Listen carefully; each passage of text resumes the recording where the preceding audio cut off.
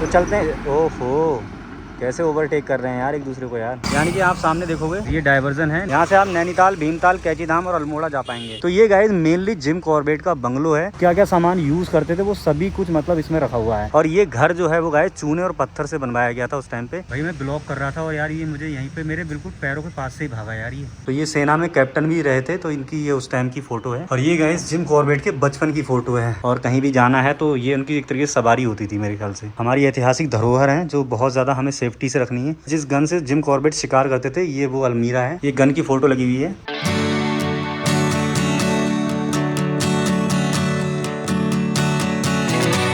Hello guys, welcome back to the channel. क्या हाल चाल है आप सभी के? उम्मीद करता हूँ आप लोग बहुत अच्छे होंगे।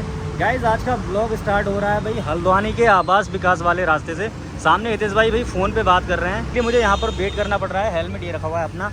मेरी बाइक ये सामने खड़ी हुई है। सामने की साइड गाइस आप देखेंगे होटल सौरभ है। और आज गाइस हम जा रहे हैं एक बहुत ही खूबसूरत लोकेशन पर, ऊपर पहाड़ों की साइड चलने वाले हैं। मौसम आज भी ख़राब है लेकिन देखते हैं भाई कहाँ तक जा सकेंगे और बारिश ना हो बस। तो आज बहुत बढ़िया सी लोकेशन हम आपको दिखाएंगे। इस हितेश भाई ने दे दिया है धोखा, बीच रास्ते में साथ छोड़ के जा रहे हैं। ये हमारा है यार, ये अभी साथ चलने वाले थे लेकिन इन्होंने यार बीच में धोखा दे दिया। बोले यार मैं नहीं जा रहा, तुम जाओ यार।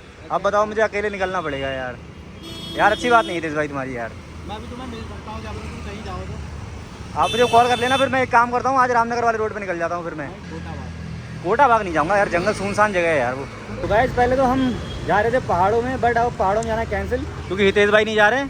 हितेश भाई निकल रहे हैं वापसी घर के लिए, इनको काम आ गया अर्जेंट। और अब मैं एक काम करता हूँ, अब मैं निकलता हूँ रामनगर वाले रोड पे। अब मैं कोई और दूसरी लोकेशन दिखाऊंगा। इनके साथ जाता पहाड़ पे, बट अब मैं अकेले नहीं जाऊँगा क्योंकि बारिश का मौसम हो रहा है बहुत खतरनाक। और अब मैं सीधे रामनगर वाले रोड पे निकलता हूँ। देखते हैं गाइस हम कहाँ जाएंगे आज। अभी तो फिलहाल सस्पेंस ही बना हुआ है। तो भाई फाइनली गाइस हम आ चुके हैं सीधे रामनगर वाले रोड पे। और ये है भाई एक रिवर, बट अभी सूखी पड़ी है। और गाइस अगर ये देखो ना सामने पहाड़ों की साइड आप, तो भाई अभी भी मौसम बहुत ज़्यादा ख़राब हो रहा है उधर साइड में और बारिश लगी हुई है वहाँ पे अभी भी। तो अच्छा हुआ गाइस मैं वहाँ नहीं गया। जब भी कोई हैवी व्हीकल निकल रहा है इस पे से तो भाई पुल ऐसे हिल रहा है झूले की तरफ। तो चलते हैं। ओहो, कैसे ओवरटेक कर रहे हैं यार एक दूसरे को यार। चलिए गाइस हम लोग चलते हैं सीधे काला ढूंगी के लिए। वैसे गाइस आज हमारा प्लान जो था वो सीधे भवाली की साइड जाने का था। मतलब हितेश भाई को काम आ गया तो इसलिए फिर हम लोग गए नहीं। वैसे गाइस डर कुछ नहीं था, जाने को निकल जाता मैं अकेले भी उधर साइड, बट वही है मौसम खराब था, लैंडस्लाइड का खतरा रहता ही है। अब कुछ मेरा भी मन नहीं हुआ अकेले वहाँ जाने का, तो इसलिए भाई मैं नहीं गया। तो अभी फिलहाल मैं गाइस ये सोच रहा हूँ कि क्यों ना मैं एक काम करता हूँ, पहले काला ढूंगी तक पहुँचता हूँ। तो देखते हैं अगर मौसम खराब रहा तब तो फिर काला ढूंगी तक चलेंगे और वहाँ पे चलेंगे हम आज छोटी हल्द्वानी। छोटी हल्द्वानी जो है वो काला ढूंगी से सिर्फ 3 किलोमीटर पड़ती है। वैसे काला ढूंगी जो है वो 25 किलोमीटर है हल्द्वानी से। भाई ये देखो बंदर भी मिल रहे हैं हमें रास्ते में। बाकी ये जो सीनिक व्यू देख रहे हैं आप गाइस, ये है भाई रामनगर काला ढूंगी वाले जंगल और बड़े खूबसूरत है भाई, हरियाली जबरदस्त आ रखी है। तो गाइस जैसा कि देख सकते हो भाई बारिश शुरू हो चुकी है, हल्की हल्की बूंदें पड़नी स्टार्ट हो गई हैं। और भाई अभी काला ढूंगी से मैं 3 किलोमीटर पहले हूँ। अब एक काम करते हैं, फटाफट हम निकलते हैं सीधे छोटी हल्द्वानी, जिम कॉर्बेट म्यूजियम ही जाएंगे क्योंकि भाई बारिश तेज हो रही है, पहाड़ों पे तो हम जा नहीं सकते। तो भाई फाइनली गाइस मैं आ चुका हूँ इस टाइम पे छोटी हल्द्वानी में। और छोटी हल्द्वानी जो काला ढूंगी से 3 किलोमीटर आगे है ये गाँव। ये देखो गाइस ये है छोटी हल्द्वानी। ये जो गाइस आप बाउंड्री देख रहे हो ये है भाई जिम कॉर्बेट म्यूजियम की। सामने है गाइस जिम कॉर्बेट संग्रहालय यानी कि जिम कॉर्बेट म्यूजियम। और भाई इसके अंदर अभी हम चलते हैं। और गाइस ये जो रास्ता आप देख रहे हो, ये चौराहा जो सामने दिख रहा है, ये है गाइस नैनीताल रोड। यानी कि आप सामने देखोगे ये डाइवर्जन है, यहाँ से आप नैनीताल, भीमताल, कैचीधाम और अल्मोड़ा जा पाएंगे। मैम टिकट लेना पड़ता है क्या? तो अभी गाइज इस टाइम पे मैं आ चुका हूँ जिम कॉर्बेट म्यूजियम छोटी हल्द्वानी में। तो गाइज यहाँ पर आने के लिए आपको एक टिकट लगता है। टिकट इंडियन के लिए 100 रुपीज़ का है, फॉरेनर्स के लिए 200 का है। तो यहाँ की टाइमिंग गाइज जो है वो समर में 9 to 6 है और विंटर में 9 to 5 है। तो ये जो आप जिम कॉर्बेट म्यूजियम देख रहे हैं, तो ये गाइज मेनली जिम कॉर्बेट का बंगलो है। मतलब जिम कॉर्बेट यहाँ पे रहते थे। 1922 में उन्होंने ये घर बनवाया था और मेनली जो ये घर है वो गर्मियों में रहने के लिए बनवाया था। तो जिम कॉर्बेट का जन्म जो है वो नैनीताल में हुआ था। नैनीताल में ही वो पढ़े लिखे थे और नैनीताल में ही पले बड़े थे और नैनीताल से ही उन्होंने हायर सेकेंडरी एजुकेशन ली थी। बट गर्मियों में रहने के लिए उन्होंने ये घर बनवाया था जिसमें वो अपनी बहन मैगी के साथ रहते थे। जब 1947 में हमारा देश आज़ाद हुआ और उसके बाद जिम कॉर्बेट अपनी बहन मैगी के साथ केन्या जाने लगे, केन्या शिफ्ट होने लगे, तब वो ये घर एक चिरंजी लाल नाम के व्यक्ति को बेच के चले गए थे, जो बाद में वन विभाग ने 1965 में चिरंजी लाल से ख़रीद के ये जिम कॉर्बेट को समर्पित कर दिया। यानी कि इसको एक संग्रहालय का रूप दे दिया गया और तब से ये गाइस जिम कॉर्बेट एक म्यूज़ियम बन चुका है। तो इस म्यूज़ियम के अंदर गाइस बहुत सारी चीज़ें रखी हुई हैं जो वो यूज़ करते थे अपने टाइम पे, और बहुत सारी पेंटिंग्स हैं, उनकी बहुत सारी हंटिंग स्टोरीज़ हैं, सारी चीज़ें इसमें लिखी हुई हैं और सारी उनकी पेंटिंग्स हैं, उनकी तस्वीरें हैं, और इसके अलावा वो क्या क्या सामान यूज़ करते थे वो सभी कुछ मतलब इसमें रखा हुआ है। ये है गाइस इस घर की स्टोरी, और इसके अलावा बहुत ज़्यादा डिटेल में डेट वाइज सन वाइज अगर आपको इस घर की पूरी इन्फॉर्मेशन चाहिए, जिम कॉर्बेट म्यूज़ियम का पूरी डिटेल इन्फॉर्मेशन चाहिए, तो गाइज़ आपको मेरा एक लास्ट ब्लॉग देखना पड़ेगा। 1 साल पहले मैंने बनाया था, उसमें भाई डेट वाइज सन वाइज मैंने सब कुछ बता रखा है बहुत डिटेल में। आई बटन में लगा दूंगा गाइज़, तो आप उस ब्लॉग को देख लेना, आपको पूरी हिस्ट्री पता चल जाएगी इस घर के बारे में। और ये घर जो है वो गाइस चूने और पत्थर से बनवाया गया था उस टाइम पे। इसके अलावा इसके आसपास गार्डन बना हुआ है, मतलब काफ़ी ज़मीन है, लगभग 22 बीघा है, 1.65 हेक्टेयर ज़मीन है। तो ये बहुत ही खूबसूरत बंगलो है गाइस। अब तो ये म्यूज़ियम बन चुका है। सामने guys ladies and gents washroom बना है, और बाकी ये दूसरी साइड से बैक व्यू है जिम कॉर्बेट म्यूज़ियम का। तो 40 एकड़, अरे भाई कितना बड़ा ये गया यार, देखो गिरगिट देखो कितना तगड़ा गया यार। मैं ब्लॉग बना रहा था और ये देखो गिरगिट कितना तगड़ा गया है भागता हुआ यार, दिखाई दे रहा होगा गाइस आपको, ये देखो इतना खतरनाक लग रहा है यार ये। भाई मैं ब्लॉग कर रहा था और यार ये मुझे यहीं पे मेरे बिल्कुल पैरों के पास से ही भागा यार ये। भाई मैं ब्लॉग कर रहा था, बिल्कुल मेरे पैरों के बिल्कुल पास से भागा ये एकदम से, और इतना खतरनाक है, जहरीला एकदम। ये यहाँ से भाग के आया और सीधे वो पहुंचा वहाँ पे। तो गाइस इस गांव के बारे में बता रहा था आपको। ये गांव जो है वो जिम कॉर्बेट ने ही बसाया था 1915 में। 1915 में गाइस जिम कॉर्बेट ने 40 एकड़ ज़मीन खरीद के 10-15 किसान परिवारों को यहाँ पर बसाया था, और इस गांव का नाम छोटी हल्द्वानी रखा था, और उनकी भलाई के लिए बहुत काम किए थे, और उनकी सुरक्षा के लिए उन्होंने इस गांव के चारों तरफ एक दीवार बनवाई थी, जिससे कि जो जंगली जानवर हैं, आदमखोर खूंखार जो जानवर हैं, चीता, टाइगर या लेपर्ड वगैरह, उनसे उनको सेफ्टी मिल सके, उनसे उनका बचाव हो सके। तो उनके लिए बहुत सारी भलाई के काम किए थे। और जब गाइस 1947 में हमारा देश आज़ाद हुआ और अपनी बहन मैगी के साथ जब ये केन्या जाने लगे, तब इन्होंने वो जो 40 एकड़ ज़मीन खरीदी थी जिसमें ये गांव छोटी हल्द्वानी बसाया था, वो उन गांव वालों में ही बराबर बांट दी थी वो ज़मीन। यानी कि वो ज़मीन उन्होंने बेची नहीं थी, वो गांव वालों से इतना प्रेम करते थे कि वो ज़मीन उन्होंने बेची नहीं थी, बल्कि उन गांव वालों में ही बांट दी थी।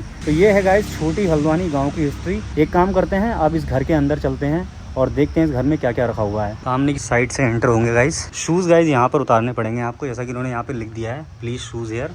तो भाई शूज़ उतार के ही आपको अंदर जाना है। भाई चलो हम अपने शूज़ उतार देते हैं, चलते हैं अंदर की साइड। भाई कितना खूबसूरत है यार, इससे पहले ब्लॉग में मैं दिखा चुका हूँ, बट गाइस मेरा मन हुआ आज फिर से आने का यहाँ पे, तो मैं दोबारा आ गया, क्योंकि यार ये जगह बहुत खूबसूरत लगती है, और यहाँ पर हमको इतिहास से जुड़ने का मौका मिलता है और इतिहास को अपने जानने का मौका मिलता है। तो चलिए गाइस, ये सारी देखो इनकी पेंटिंग लगी हैं। ये जिम कॉर्बेट की मम्मी हैं, ये जिम कॉर्बेट के फादर हैं, और ये जिम कॉर्बेट के प्रमुख सहयोगी हैं। और ये गाइस तस्वीर है जिम कॉर्बेट की। ये जिम कॉर्बेट जब रेलवे में नौकरी करते थे, तो ये तब की फ़ोटोज़ है, ये उनके कार्यकाल की पिक्चर है। तो ये सेना में कैप्टन भी रहे थे, तो इनकी ये उस टाइम की फ़ोटो है। इसके अलावा जिम कॉर्बेट बिजनेसमैन भी थे, व्यवसायी के रूप में इनका क्या कार्यकाल रहा है, तो ये उस टाइम की फ़ोटोज़ लगी। चलिए गाइस, अब चलते हैं इसके अंदर की साइड हम। बहुत बढ़िया, यहाँ भी गाइस पेंटिंग्स लगी हुई हैं बहुत सारी, और सबकी डिटेल यहाँ पर लिखी हुई है नीचे। तो वो जब कभी आप आएंगे तो यहाँ पर मतलब पढ़ सकते हैं इसको, और इन पेंटिंग्स के बारे में आप जान सकते हैं। जिम कॉर्बेट नेचर लवर थे, तो जिम कॉर्बेट एक जेंटलमैन, दयालु इंसान थे। इसके अलावा ये गाइस जिम कॉर्बेट की मतलब हंटिंग में मदद करते थे, ये इनके एक तरीके से सलाहकार थे। ये गाइस जो तस्वीर आप देख रहे हो, ये है जिम कॉर्बेट के ब्रिटिश सहयोगी, और बाकी ये फोटो दी गई है, इसके पीछे बुक्स रखी हैं। जिम कॉर्बेट एक बहुत अच्छे लेखक भी थे। तो चलो गाइस, अब इसके अंदर चलते हैं, देखते हैं इसके अंदर क्या क्या है देखने का। जिम कॉर्बेट नेशनल पार्क की वाइल्ड लाइफ जो है वो यहाँ पर उसकी फ़ोटोज़ लगी हुई है। अब चलते हैं गाइस इसके अंदर।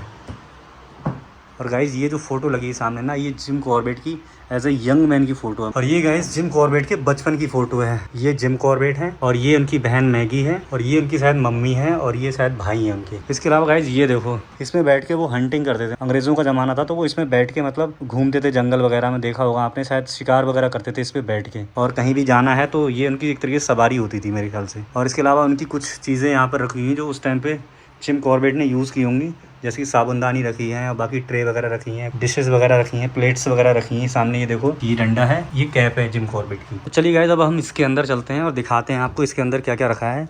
ये देख सकते हो गाइस, इसके अंदर जाना मना है क्योंकि ये भाई ये हमारी ऐतिहासिक धरोहर है जो बहुत ज़्यादा हमें सेफ्टी से रखनी है, इसलिए इधर नहीं जा सकते। इसलिए इनको छूना मना है ताकि ये आगे तक प्रिजर्व की जा सकें और हमारी आने वाली जनरेशन भी इसको देख सकें। तो ये इनके भाई अलमीरा वगैरह रखे हुए हैं, फर्नीचर का उनका कुछ सामान है, टेबल है, चेयर वगैरह है। तो ये जिम कॉर्बेट ने 50 पाउंड की महाशीर मछली का शिकार किया था, ये उसकी फोटो है। और भी बहुत सारी फोटो सामने लगी हुई है, देखो भाई। ये इनको फिशिंग का बहुत शौक था, तो ये भाई फिशिंग करते हुए फोटो दी गई है। ये नैनीताल की नैनी लेक की फोटो है शायद, आई थिंक। चलो गाइस अब बाहर की साइड निकलते हैं। एक ये सेक्शन है, इसमें देखते हैं इसमें क्या है रखा हुआ। चलो इधर साइड चलते हैं और दिखाते हैं आपको जो उन्होंने हंटिंग की थी, जो शिकार किया था, आदमखोर, खतरनाक तेंदुए, टाइगर और इन सबको जो मारा था, ये फोटो लगी हुई है उनकी। ये देखिए रुद्रप्रयाग के नरभक्षी गुलदार को उन्होंने मारा था, ये उसकी फोटो है। ये गन की फोटो लगी हुई है। तो गाइस जिस गन से जिम कॉर्बेट शिकार करते थे, ये वो अलमीरा है, इसमें वो गन रखते थे अपनी। ऊपर की साइड लिखा हुआ है गाइस, देखो गन रैक। तो गाइस अब चलते हैं हम इस वाले रूम के अंदर। और भाई ये रूम बहुत ही खूबसूरत है, छोटा सा कितना प्यारा रूम है। यहाँ पर उनके कुछ फर्नीचर का सामान रखा हुआ है, यहाँ पर एक बक्सा रखा हुआ है। तस्वीरों का बहुत शौक था जिम कॉर्बेट को, तो ये बहुत सारी पोशाक में उन्होंने फ़ोटोज़ वगैरह खिंचाई हैं। इसके अलावा गाइस ये देखो, इधर कुछ भाई इनके सामान रखा हुआ है, सोफ़े वगैरह, चेयर वगैरह, स्टूल वगैरह सब रखा हुआ है। ये इनका, ये मतलब वो अपने जीवन काल में यूज़ करते थे। ये भाई बैरिकेडिंग कर दिया गया है इसलिए, ताकि लोग उधर ना जाएँ, इसको तोड़ फोड़ ना करें और इसको नुकसान ना पहुंचाएं। और सामने गाइस ये लिख भी दिया है उन्होंने, पर्यटक इस धरोहर को नुकसान पहुंचाने की चेष्टा ना करें, ये दंडनीय अपराध है। तो ये था गाइस जिम कॉर्बेट म्यूजियम। और इससे ज़्यादा अच्छी डिटेल में आपको जानना है इस म्यूजियम के बारे में, तो आप मेरा लास्ट वाला ब्लॉग देखो। अगर मेरे आप चैनल पर जाके पॉपुलर वीडियोज़ में जाके देखेंगे तो ऊपर ही आ जाएगा। बहुत पसंद किया था गाइस आपने वो ब्लॉग और बहुत ज़्यादा प्यार दिया था उसको। तो आप मेरा वो वाला ब्लॉग देखो, उसमें मैंने डिटेल में पूरी हिस्ट्री बता रखी है इसके बारे में। अभी तो मैंने बहुत शॉर्ट में इसको एक्सप्लोर किया है और उसमें बहुत अच्छे से एक्सप्लोर कर रखा है मैंने। अभी यहाँ पर ये बैठने के लिए बना रखा है भाई, सामने फैन भी चल रहा है। ये एडवर्ड जिम कॉर्बेट की एक प्रतिमा बना रखी है यहाँ पर। फाइनली गाइस हमने जिम कॉर्बेट म्यूजियम पूरी तरह से एक्सप्लोर कर लिया है। अब एक काम करते हैं, चलते हैं यहाँ से। ये सामने अपना बैग और हेलमेट रखा है, इसको उठाते हैं यहाँ से और फिर निकलते हैं।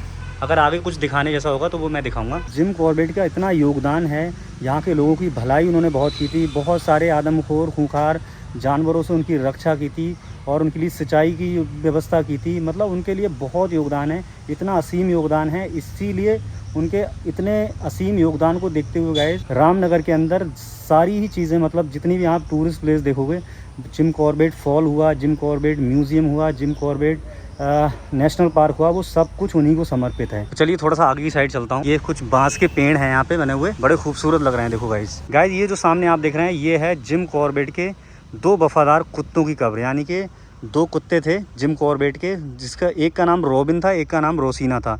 तो ये जिम कॉर्बेट के बड़े वफादार कुत्ते थे। जब भी शिकार के लिए जिम कॉर्बेट जाया करते थे तो ये दोनों कुत्ते उनके साथ जाया करते थे। कई बार मतलब जिम कॉर्बेट की जान भी बचाई थी इन दोनों कुत्तों ने, रॉबिन और रोसीना ने। जब उनकी मौत हो गई इन दोनों कुत्तों की, तो जिम कॉर्बेट ने अपने हाथों से ही इनकी समाधि यहाँ पर बनाई थी। तो ये 2 कुत्तों की समाधि है गाइस। और एक काम करते हैं, आप सीधे हम हल्द्वानी चलते हैं। एक चीज़ गाइस मैं और आपको बता रहा हूँ, अब हमारा ब्लॉग जो है वो हर संडे आ रहा है। मतलब पिछले 3 वीक से आपने नोटिस अगर किया हो तो हम हर संडे मतलब ब्लॉग बना रहे हैं। तो काम में बहुत ज़्यादा बिजी रहता हूँ, तो डेली ब्लॉगिंग हो नहीं पाती। तो सोच रहा हूँ कम से कम एटलीस्ट आपको हर वीक में एक ब्लॉग दूँ। तो मैंने संडे का दिन डिसाइड किया है। तो पिछले 3 वीक से तो हर संडे 9 बजे वीडियो आ रही है और आगे भी इस कंसिस्टेंसी को मेंटेन करने की कोशिश करेंगे। मतलब एवरी संडे आपको एक न्यू ब्लॉग देंगे 9 बजे। तो गाइज़ आप ज़्यादा से ज़्यादा सपोर्ट करें। और इसके अलावा गाइज़ यूट्यूब में एक हाइप फीचर आया है, उस हाइप फीचर को आप लोग ज़रूर उसमें सपोर्ट करें।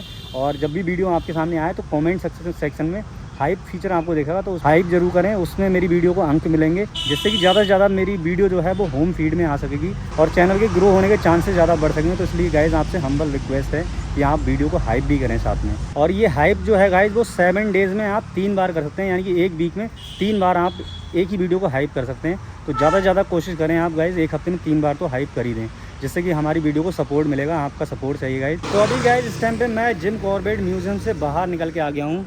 और भाई अब अगली टाइम जो हमारी ट्रिप होगी वो ये रोड वाली होगी सामने। तो ये जो गाइज़ आप रोड देख रहे हो, ये नैनीताल को जाता है, काला ढूंगी से नैनीताल। यानी जो आपने देखा होगा बाया काला ढूंगी जो नैनीताल जाते हैं, वो भाई इस रोड पे होके जाते हैं। तो ये रोड ट्रिप हमारी अभी बाकी रह गई है, किसी दिन इसको एक्सप्लोर करते हैं। और गाइज़ मैं अभी तक इस रोड पे गया भी नहीं हूँ।